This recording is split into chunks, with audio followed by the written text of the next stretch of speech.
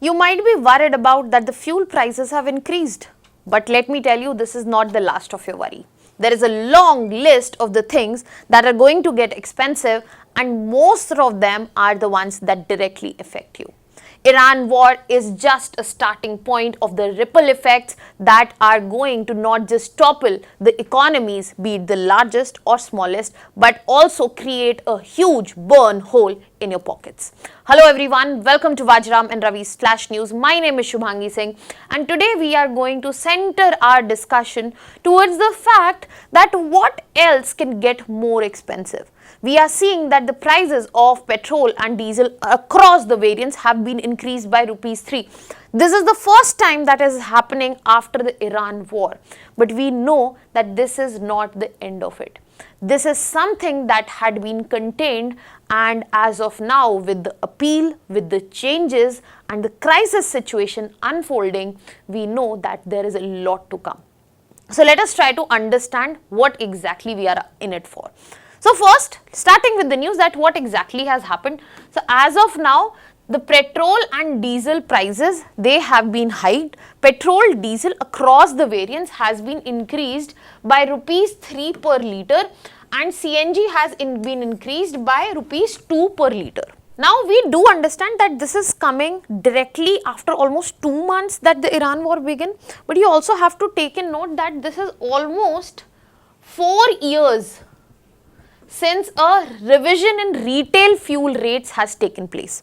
And the trigger point here is not just the conflict in West Asia, but what is coming as a consequence of it, the sharp rise that we are seeing in global crude oil prices. And also, we have to consider the under-recoveries of oil management companies, OMCs. So, if you remember, almost a month back, government did give the cuts to OMCs in form of reduction of the duties on it.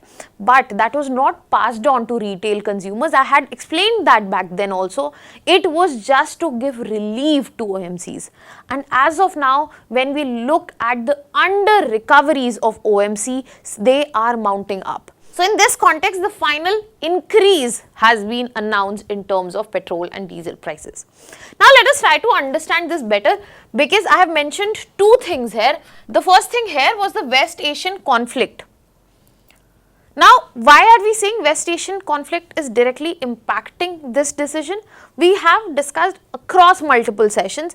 We have been clear on the fact that we know that the dependency of India in terms of crude oil happens to be around 85%. When we are talking about natural gas requirements, we are dependent 50%. Now, when we look at West Asia, we have major exporters present across there and major suppliers which are important for the supply of the globe. So when we are looking at the blockade of Strait of Hormuz, it is not only responsible for unmet demands, but it is also responsible for the supply which is not able to take place. So loss is on both sides. Now, because demand is not met, the global crude oil price is soaring like no other time. If you go back to the Feb of 2026, you will clearly see that how this price was somewhere in the range of $60 to $70 per barrel. But now we get to see that it has clearly gone above 110 and keeps fluctuating around that number. So because of that, club it with shipping uncertainty, increased insurance cost, freight cost, we are seeing the global oil prices, and this global oil price has become a point of question of energy security. This also gives us a clear insight, we have discussed this previously as well, that energy security is directly connected with geopolitical stability, no matter how abundant you are with resources. If you look at China, in multiple terms, rare earth minerals and others, you will find them they are enough in their own terms. But the dependency on oil, West Asia, they are also suffering. They are also a key stakeholder. Whole of the Asia and rather the globe is suffering from the same issue here. Now, when we move to the second factor, that is under recoveries of OMCs which are increasing. Before that, I would also like you to bring to the fact that when Prime Minister was making an appeal that you should reduce the use of oil, do you think the increase in price has also to do with make sure if the prices are increasing, the demand will reduce? Something on very similar notes with what has been done with gold, because the import duties have been increased there. Now, with that insight, let me know in the comment section, what do you think? Is this the same thing that the government is trying to do?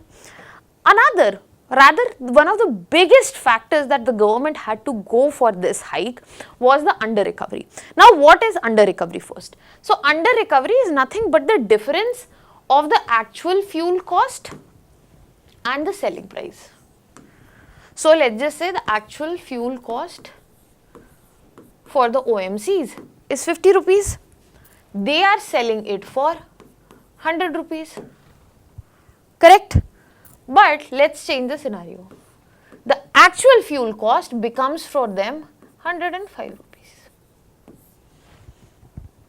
Now what is left? Selling price.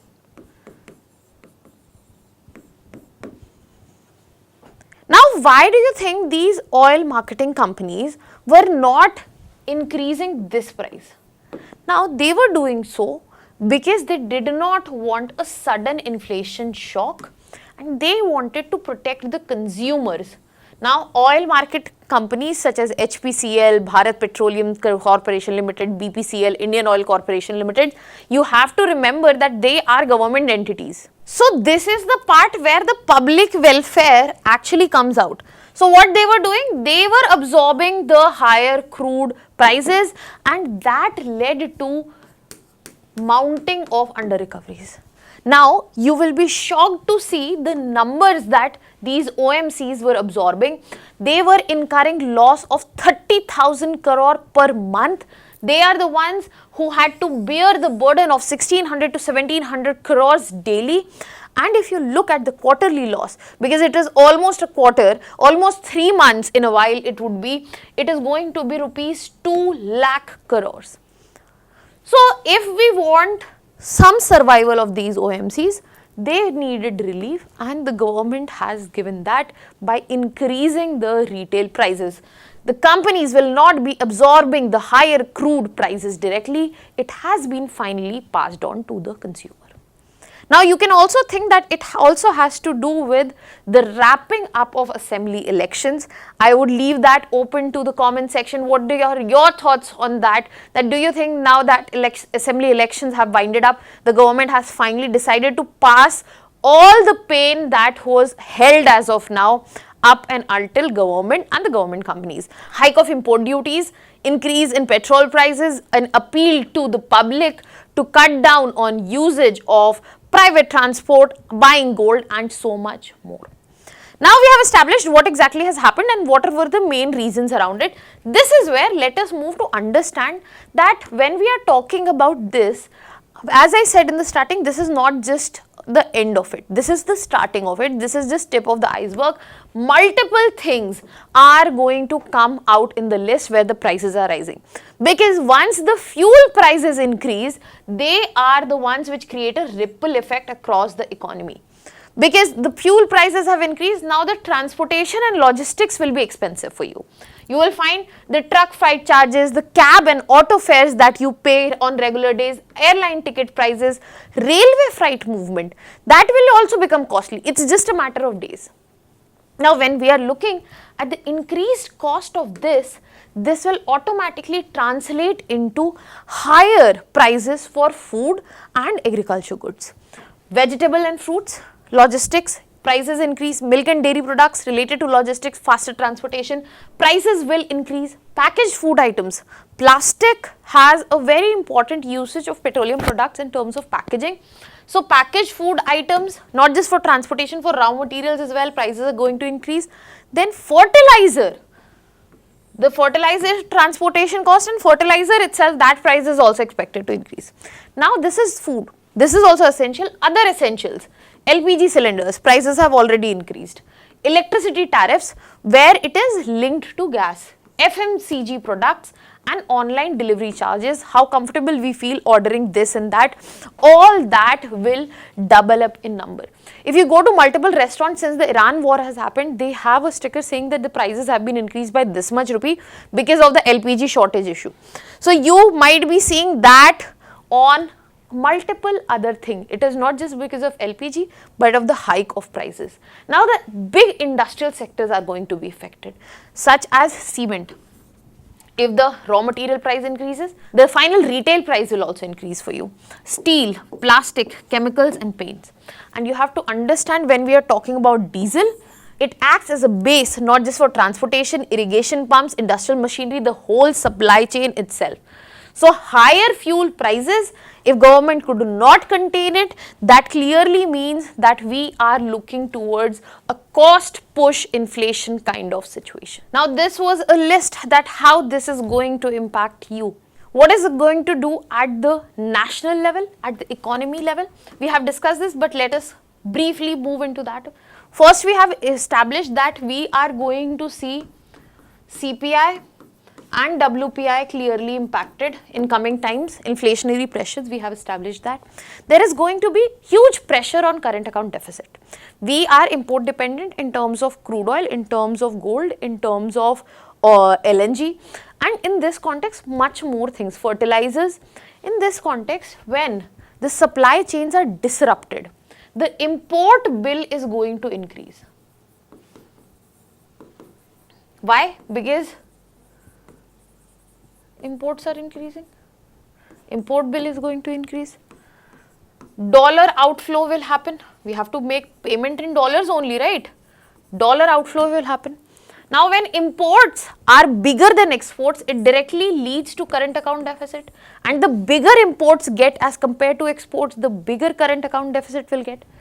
So pressure on current account deficit, we are expecting that it is going to be 1.8% minus this year. We saw it was 2% back in 2023. Furthermore, when I said the dollar outflow increases, that means the demand for dollar is increasing. If demand for dollar is increasing, then the rupee demand dips and rupee depreciation takes place. In last 2 months, rupee has touched 95 mark twice, came down. RBI is trying to control it hard. A lot of forex reserve has been used, burnt up to ensure that rupee remains stable. And in this, government would have a hard time. Government cannot increase taxes because of the inflationary pressures already present. The public does not have money to spend, it would be very much limited. And if government does not raise taxes, where they will get the money to address the macroeconomic problems that are emerging? So what we are seeing is, yes, a crisis-like situation, and it needs to be addressed like one. What are your thoughts on this that can help in addressing this situation at the population level and at the economy level? Let me know in the comment section. I'll be leaving you here with the prelims practice question. I would also like the answer for this in the comment section. That was all from my side. Thank you so much.